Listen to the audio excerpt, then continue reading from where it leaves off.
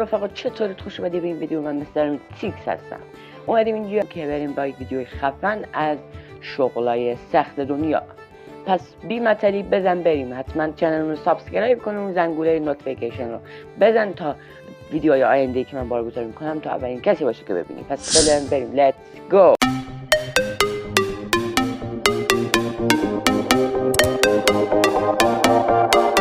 اولین شغلی که در انتظار داریم ما چوب برانه که اینا میان با ارای برقی که در دست دارن چوبا رو درختای بزرگ رو قطع میکنن. فیلماشو داخل یوتیوب حتما دیدید. این درخت‌ها رو قطع میکنن ولی خیلی احتمال داره که این درخت‌ها بشو بیفته بالا خودشون، کارشون تموم. سروران عزیزی که در اعمال خاک.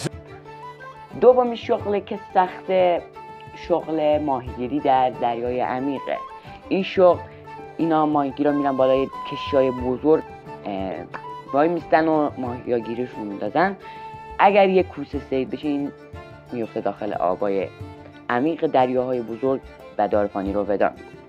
سومی شغل معدنچیان که اونایی که میرن استخراج میکنن سنگ معدن و سنگای زغال سنگ و از معدن ها استخراج میکنن. خیلی شغلشون سخته. ریزش کنه معدن و راهشون بسته بشه و دیگه نتونن بیان اونجا گیر کنن.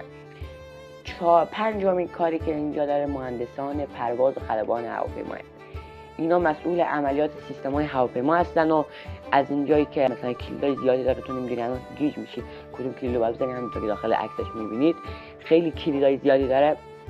گفته اونا موتورها، سیستم‌های الکتریکی و هیدرولیکی و باله‌ها و تجهیزات برای هواپیما کنترل و تنظیم می‌کنن. خیلی کار سختیه.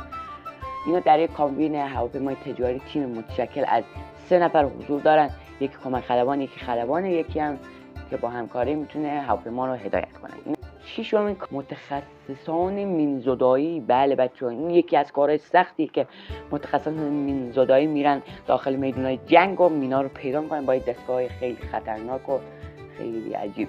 اگه پاشون بره برای بالای یکی از این مینا منفجر میشن و دارفانی رو ودان میگن. اونا معمولا به صورت تیمی کار میکنن.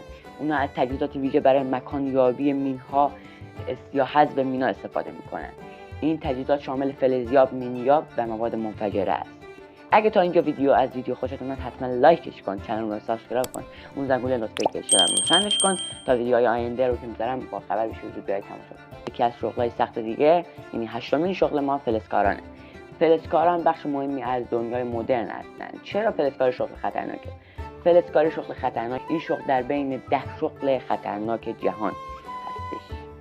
کارگران این رشته در معرض خطر صدمات ناشی از ماشین‌آلات، سقوط اجسام و قرار گرفتن در معرض مواد شیمیایی است. این شغل خطرناک آتش‌نشانان است. آتش‌نشانان یکی از فداکاران و یکی از سخت‌ترین شغل‌ها، یکی از فداکارترین شغل‌های جهان. گفته اونا از مهمترین افراد جامعه هستند.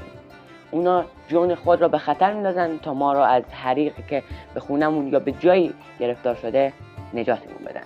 این کار رو بدون انتظار از چیزی انجام میدن. اما این افراد شجاع چه کسانی هستن و چه چیزی اونها رو برای انجام چنین کاری خطرناکی تشویق میکنه. پس اگه به خاطر آتش نشانه شده ویدیو رو لایکش کن. و دهمین شغل و آخرین شغل خطرناک، تکنسین های خطوط برقه. یک سوئیچ رو باز میکنیم و چراغ روشن میشه. شیر آب رو باز میکنیم و آب بیرون میاد. تلویزیون رو روشن میکنیم و سرگرم میشیم. اما وقتی برق ناگهان قطع میشه چیکار میشه؟